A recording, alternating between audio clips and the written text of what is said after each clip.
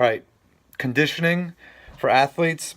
Uh, so, like I've said in the past, we usually develop a huge base of general physical preparedness or GPP with our younger athletes or our new trainees or new kids coming in. So, with this program, we're trying to work pretty quickly through the workout. The focus is less on maximal strength, more on fundamentals, foundational stuff, fitness level. So, we're working through the training sessions pretty quickly. We're developing a pretty good aerobic base just because of the pace of the training, not because we're actually going out and doing a lot of running or jogging. It's just the pace of the training is pretty fast. So we get the guys in pretty good shape from that. From there, your conditioning is going to be dependent upon the sport you play and where you're at in your season, or where you're at in your development. So obviously, conditioning levels for wrestlers are going to be different than conditioning levels for baseball. So baseball is going to be a strength power sport, short bursts, long rests. That's why long distance running and stuff like that is going to be kind of useless for baseball, except for if you have a day where you're sore, you need some little bit of recovery, getting the blood to flow. Um, a little bit of getting on the bike a little bit or doing a little bit of that type of stuff is going to be okay. I would even say you're going to be better off doing some sled drags than anything else and long distance running. But what do I know? So again, it's going to be more dependent upon the sport and the athlete than anything else. So for wrestling, a sport like wrestling, the guys need to be pretty fit. That's where we do our wrestling session with them. Where we do conditioning first, a short burst of conditioning. Because remember, wrestling is going to be, it's not that long of a match. It's three 2 minute periods in high school, so you're talking about 6 minutes. And you have short little breaks. It's about 30 seconds between periods. You're going to have, a couple seconds here and there to take breaks. But wrestling is going to be a very lactic sport, so your ability to buffer lactic acid and to hang out in that 85-90% heart rate zone is going to be crucial. So what we do is we do really hard, intense conditioning.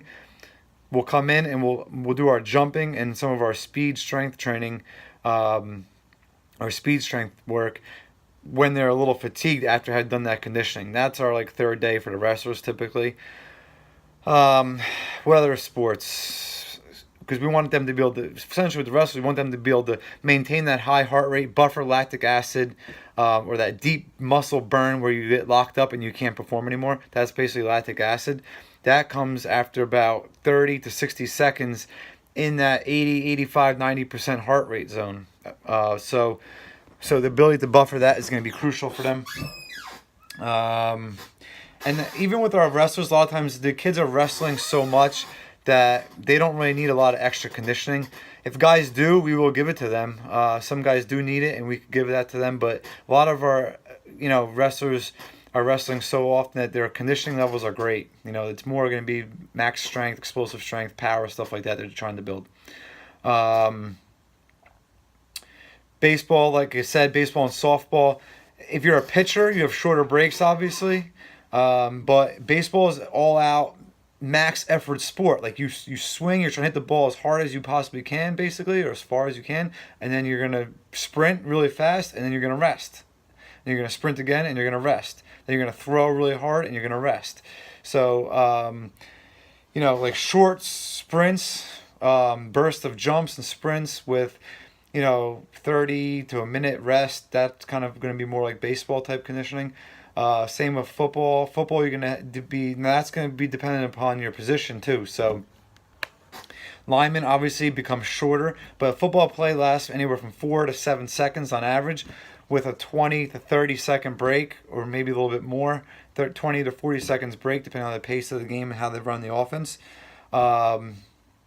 So running mileage again is not going to be conducive to football, but again, you need to have a base of fitness. You need to have a little bit of a base of aerobic fitness to start that GBP stuff. That makes you're going to be able to bring that pyramid of everything else up higher if you have that base. So, but football conditioning, we like to do, kneeling jump into a sprint, kneeling jump into sled pushes, sled drag, sprint.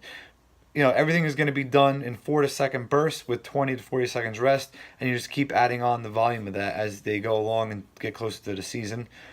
What else? Like lacrosse and soccer are going to be pretty similar. So Again, that's going to be a little bit more aerobic based now. So when you get into those sports, you have to have a better aerobic base of conditioning. And again, it's going to be bursts after that. So you might jog around, you're jogging, you might be walking, jogging for 30 seconds, and then you sprint for 10 seconds. And then you walk, jog for 10 seconds, and you might sprint for 20 seconds. And then walk, jog for a minute, and then you might sprint for 5 seconds. So it's going to be like that, kind of an more interval based, rather than, it's not going to be all out rest as much as it is going to be more intervals where you kind of jog, you're moving around, and then you sprint, and then you kind of jog, you're moving around, and you sprint. So it's going to be more interval based. Again, a lot of our lacrosse soccer athletes are doing so much soccer and lacrosse, and they're practicing so much that we don't really do that much conditioning with them. Again, here in our facility, we kind of build a base there, and then they're doing so much out with their teams and their sports that they don't need too much extra on top of it. But if they do, that would be how you do it. It'd be more interval based stuff. And again, I prefer to do the conditioning, not necessarily like in the sports it's going to be running based, but like here we might do sleds instead of running. Or we might do, if someone needed to bring up their conditioning for soccer, we might go in the belt squat and have them sprint in the belt squat, then march in the belt squat, then sprint in the belt squat, march in the belt squat. Again, you avoid overuse, you get a little bit more strength component to it. You're building weak muscle spots with it, as opposed to just going out and running and kind of pounding that pavement, which they're already doing with their sports and their teams. Again, just to summarize it, those are going to be like your kind of main sports, either going to be a little bit more aerobic or interval based. Bursts like baseball, football, wrestling is going to be a little more of a lactate sport, or trying to buffer that lactic acid. And again, if kids need it, we give extra, but a lot of times they're getting so much of it because they're playing the sport year round that they don't need extra. So I would be careful about how much extra you do conditioning, because it does take away from your main strength training and your explosive strength or your speed training. So you don't want to like continuously crush yourself with that conditioning, because it does take away from it.